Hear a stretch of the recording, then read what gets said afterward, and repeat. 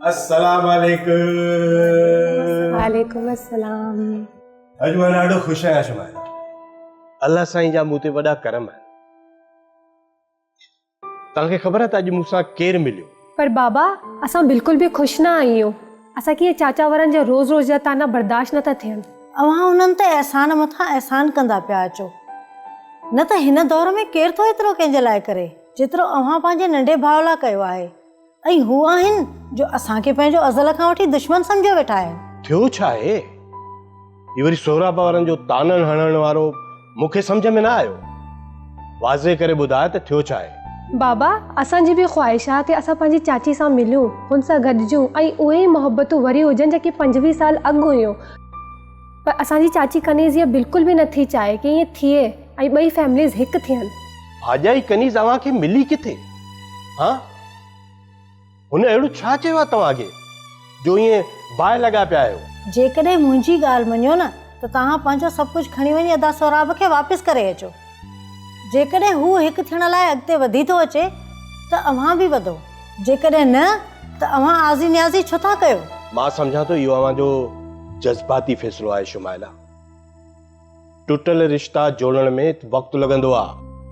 कोताही असांजी तरफ़ां थी आहे ऐं ॿियो त असां वॾा आहियूं। असांजे मथां तमामु घणी ज़िम्मेदारी आहे। बाबा प्लीज़ असांखे चाची वरन जा ताना बर्दाश्त नथा थियनि। बाक़ी अव्हांजी मर्ज़ी आहे।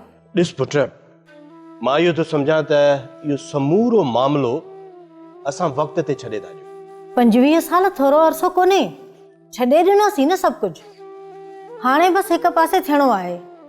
अव्हां अदा सोहराब खे काग़ज़ात ऐं ज़मीन जो कब्ज़ो ॾेई जान छॾायो। मां सम्झां थी अदा यासिर भी इहो ई चवंदो। हुनजे लाइ भी घर वारनि जी इज़त पहिरीं आहे, बाक़ी पोइ। ठीकु आहे, मां हिकु 2 ॾींहंनि में सोहराब ॾांहुं वेंदुसि ऐं संदसि ग़लतफ़हमी जे बारे में हुनखे ॿुधाईंदुसि। न बाबा, तव्हां अॼु ई वञी सभु कुझु ॾेई अचो ऐं हुनखे ॿुधाए अचो असीं धोखेबाज़ न आहियूं।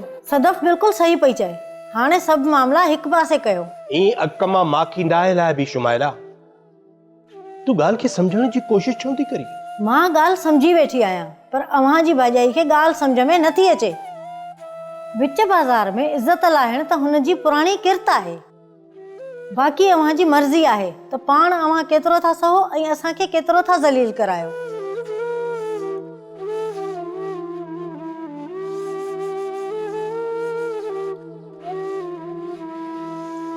आख़िर तव्हां सम्झण जी कोशिशि छो था कयो?